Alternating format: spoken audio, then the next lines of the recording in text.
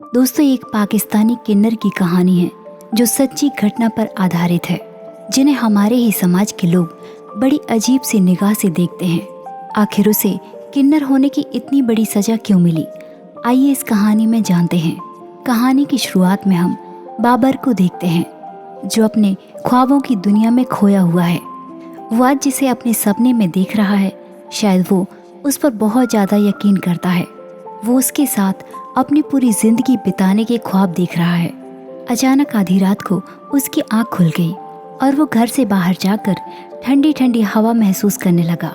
जब उसकी माँ ने देखा कि इतनी रात को बाबर अपने बिस्तर पर नहीं है, तो उसकी माँ उसे बाहर देखने के लिए चली गई।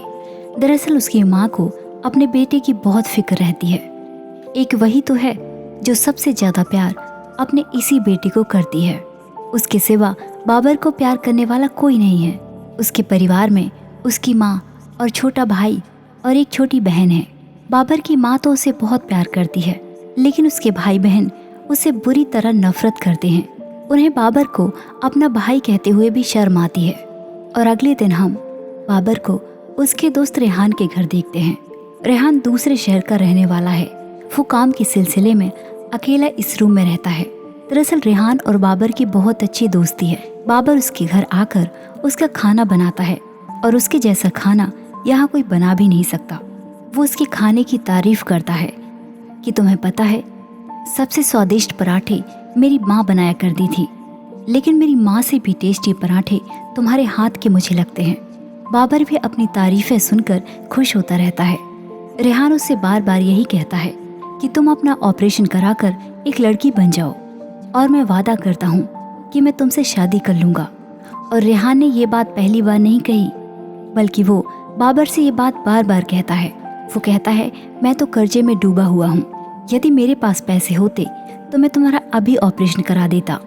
बाबर भी यही चाहता है, लेकिन उसके पास भी पैसे नहीं है। घर का गुजारा एक दुकान से ही चलता है। वहीं दुकान की वजह से बाबर का भाई अपनी अम्मी पर चिल्ला रहा है कि अगर अगली बार बाबर को दुकान पर आपने भेजा तो मैं दुकान पर कभी नहीं बैठूंगा। मुझे उनके साथ बैठकर शर्म आती है। उसकी अम्मी उसे समझाने की कोशिश करती है कि तुम किस तरह की बातें कर रहे हो, आखिर वो तुम्हारा बड़ा भाई है। लेकिन उसके दिल में अपने भाई के लिए इतनी नफरत है कि वो उसे एक इंसान भी नहीं समझता। बाबर जब घर आया तो उसकी माँ ने कहा, इतनी देर रात तक घर से बाहर मत रहा कर, मेरा दिल डरता है। उसने कहा कि मैं बस रेहान के पास ही गया था। अगले दिन सभी खाना खा रहे थे। तभी बाबर के भाई ने अपनी अम्मी से कहा कि अम्मी, आज खाना बहुत टेस्टी बना है। उसकी अम्मी ने कहा कि बाबर ने बनाया है। इतना सुनते ही उसका भाई चीखने चिल्लाने लगा और गुस्से से उसके साथ उसकी बहन भी खाने की प्लेट छोड़कर चले गए। इस तरह की जिल्लत भरी बातें बाबर रोज सुनता है। वो वहाँ से बाहर आकर बैठकर रोने लगा। उसकी माँ आज भी उसे चुप कराने के लिए उसके पास आ गई। बाबर का बस यही कहना है कि ना वो मुझे दुकान पर बैठने देता है और घर में रहकर मैं आपका हाथ ना बटाऊं तो क्या करूं, घर से बाहर निकल जाऊं। वो कमाता है इसलिए रोज हंगामा करता है। ना ही मुझे बाहर वाले जीने देते हैं और ना ही घर वाले। आखिर मैं जाऊं तो जाऊं कहाँ? शैला भी हमेशा मुझसे मुंह बनाकर रखती है।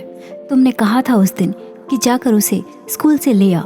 जब मैं उसे वहाँ से लेने गया तो सारे रास्ते उसने मुझसे कोई बात नहीं की। मैं जब उनके साथ होता हूँ तो उन्हें शर्मिंदगी महसूस होती है। उन्हें शर्म आती है कि कहीं कोई उन्हें मेरे साथ देख न ले। और क्या मैं इतना बुरा हूँ जो सब मुझसे इतनी नफरत करते हैं? और वो अपनी माँ से पूछने लगा कि जब सब मुझसे नफरत करते हैं तो भला तू क्यों मुझसे प्यार करती है? लेकिन वो एक माँ है और उसके पास बाबर की बातों का कोई जवाब नहीं था। उसकी माँ ने उसे बस यही समझाया कि तू जब छोटा था तो तू कहा करता था कि मैं बड़ा होकर डॉक्टर बनूंगा। तू पढ़ाई लिखाई करके इतना बड़ा बन जा कि तेरे सामने कोई खड़ा भी ना हो पाए। बाबर ने भी पढ़ाई करने के लिए अपनी माँ के सामने हामी भर दी, लेकिन बाहर क्या जमाना उसे इस तरह जीने देगा? उसके मन में ढेर सारे सवाल हैं। इसी वजह से तो उसने अपनी पढ़ाई छोड़ दी थी। जब वो क्लास में जाता था तो सब बच्चे उसे चिढ़ाते थे। अब वो फिर से पढ़ाई शुरू करेगा तो एक बार फिर से उसे उन्हीं चीज़ों से सामना करना पड़ेगा। इसलिए उसने अपने कदम पीछे मोड़ लिए। अगले दिन बाबर एक किन्नर के पास जाता है जिसका नाम था सुमेरा। उसने उससे कहा कि मैं आपसे मिलना चाहता हूँ, मुझे आपसे कुछ जरूरी बात करनी है, क्या आप मुझसे बात कर सकती हैं? सुमेरा ने उसे अपना पता दे दिया और कहा कि इस दिन आ जाना। अगले सीन में हम बाबर को रेहान के पास देखते हैं। रेहान उसे समझाता है कि तुम खामखा डर रहे हो और यदि तुझे मुझ पर यकीन नहीं है तो तू ये रिस्क मत ले। यदि मेरे पास पैसे होते तो मैं अभी तेरे हाथ में पकड़ा देता। मेरे हालात के बारे में तुझे पता ही है, कर्जों में डूबा हुआ हूँ मैं। बाबर उससे पूछने लगा कि क्या तुम पीछे तो नहीं हटोगे? रेहान उससे कहने लगा कि क्या तुझे मैं ऐसा लगता हूँ? बाबर को भी रेहान पर पूरा यकीन है। अगले सीन में हम देखते हैं कि बाबर शीशे में अपने आप को निहार रहा था। जब उसके छोटे भाई ने उसे इस तरह देखा तो वो गुस्से से बाबर को पीटने लगा और कहने लगा कि सारे जमाने में तूने हमें बदनाम करके रख दिया है। लोग आकर मुझसे पूछते हैं, मेरा मजाक उड़ाते हैं, इसे संभाल लो नहीं तो मैं एक दिन इसे जान से मार दूंगा। बाबर बार बार यही सब बातें सुनकर थक गया था और वो किसी भी तरीके से इस घर से जाना चाहता है। लेकिन जब ऊपर वाले ने बाबर को ऐसा ही बनाया है तो इसमें बाबर का क्या कसूर? और अगली सुबह रेहान ने बाबर को बताया कि वो कुछ दिन के लिए अपने घर जा रहा है, अपने घर वालों की खैर खबर लेने। वो जल्द ही वापस आ जाएगा। बाबर ने उससे कहा कि मुझे भी अपने साथ ले चले। रेहान ने उससे कहा कि अभी तुझे मैं अपने साथ नहीं ले जा सकता, यदि तू ऑपरेशन करा लेता तो बेशक मैं तुझे अपने साथ ले जाता। और फिर रेहान वहाँ से चला गया और वहाँ से वो सुमेरा के पास पहुँचा। सुमेरा को बाबर ने अपनी सारी बात बताई। सुमेरा ने उसे समझाया कि मैंने भी तुम्हारी तरह 2 कश्तियों में पैर रखा था। 35 साल पहले मैंने अपना ऑपरेशन कराया था और तब 50,000 रुपये लगे थे।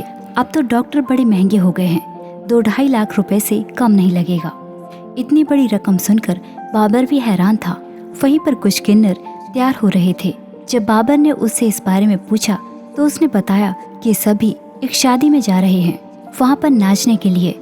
इस पर बाबर ने बताया कि नाचता तो मैं भी बहुत अच्छा हूँ, क्यों ना आप मुझे कोई काम दिलवा दें। सुमेरा ने उसे कहा कि काम तो मैं तुझे दिलवा दूंगी, लेकिन ऐसा ना हो कि ऑपरेशन कराने के बाद वो आदमी अपनी बात से मुकर जाए। बाबर ने उसे कहा कि नहीं, ऐसा कभी नहीं हो सकता। उसने बाबर से कहा कि मेरी तरफ से मैंने तुझे समझा दिया, अब तेरी मर्जी है। अगले दिन से ही बाबर नाचने जाने लगा। लगातार उसने 15 दिन तक काम किया, लेकिन एक दिन उसके छोटे भाई को ये बात पता चल गई। उसने बाबर को फिर से पीटा और कहा कि इस घर में या तो ये रहेगा या तो मैं।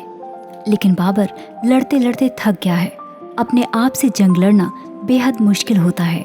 कोई कैसे अपनी रूह से लड़ सकता है? रातों को वो उठ जाता है और बस एक ही सवाल पूछता है। गहरा सन्नाटा छाया होता है, लेकिन उसके जवाब कोई भी नहीं मिलते। उसके अपने उसे कुछ नहीं मानते, तो आखिर उसकी पहचान क्या है? कौन है वो? खैर, बाबर ने अपनी अम्मी के पैसों की मदद से उसने अपना ऑपरेशन करवा लिया। इस तकलीफ को पीछे छोड़कर वो आने वाली जिंदगी के लिए बेहद खुश है। उसके दिल में एक उम्मीद अभी भी बाकी है कि उसका भी घर बस सकता है, उसका भी एक परिवार होगा। और इसी उम्मीद में वो रेहान के घर जाता है। रेहान ने जब बाबर को इस हालत में देखा तो वो खुश होने की जगह बेहद हैरान था। बाबर ने उससे कहा कि तुम तो हैरान रह गई। मैंने भी जब अपने आप को पहली बार शीशे में देखा तो हैरान रह गया था। आपने जैसा कहा था मैंने वैसा ही किया। उसकी इतनी बात सुनकर रेहान भड़क उठा कि तेरा दिमाग खराब हो गया है, ये क्या हुलिया बना कर रखा है तूने? मैं तुझसे शादी करूंगा? मेरी शादी हो चुकी है, मुझे आज घिन आ रही है तुझसे। मैं तो मजाक किया करता था तुझसे, लेकिन सवाल तो ये था कि भला इतनी दफा मजाक कौन करता है? रेहान ने उसे धक्के मारे और कहा कि दफा हो जाए यहाँ से। दरअसल रेहान बाबर से अपना मतलब चाहता था। वो उसे खाना बनवाता था और घर के सारे काम करवाता था। उसने जो कुछ भी उसे करने को कहा बाबर ने वही किया। लेकिन आज बाबर का इंसानियत से भरोसा ही उठ गया। और यही तो है हमारा समाज। बात शादी की नहीं है कि उनसे कोई शादी करे, यहाँ मुद्दा ये है कि उन्हें भी आम नागरिकों की तरह समाज में इज्जत मिलनी चाहिए। आखिर क्यों उन्हें अजीब सी नज़र से देखा जाता है? वो भी तो इंसान हैं, उनमें भी जान है। क्या वो सिर्फ धोखे खाने और जिल्लत के लिए ही बने हैं? लेकिन पहले से अब कुछ हद तक बदलाव हुआ है। उम्मीद है कि ये बदलाव इस हद तक आ जाए कि जब किसी के घर इस तरह के बच्चे का जन्म हो तो उस परिवार को शर्म महसूस ना हो, बल्कि उसे भी आम बच्चों की तरह देखा जाए। इस तरह के टॉपिक पर भी लोग गलत कमेंट कर जाते हैं, लेकिन हर इंसान एक जैसा नहीं होता। ये कहानी को आप देख सकते हैं कि ये सच्ची घटना पर आधारित थी, जो पाकिस्तान के बाबर नाम के किन्नर की कहानी है। और इसी के साथ हमारी आज की कहानी यहीं पर खत्म हो जाती है। तो दोस्तों, ये थी हमारी आज की कहानी। हमारी कहानी आपको कैसी लगी कमेंट करके जरूर बताइए, और ऐसी ही कहानियों के लिए हमारे चैनल को सब्सक्राइब कीजिए। Thanks for watching.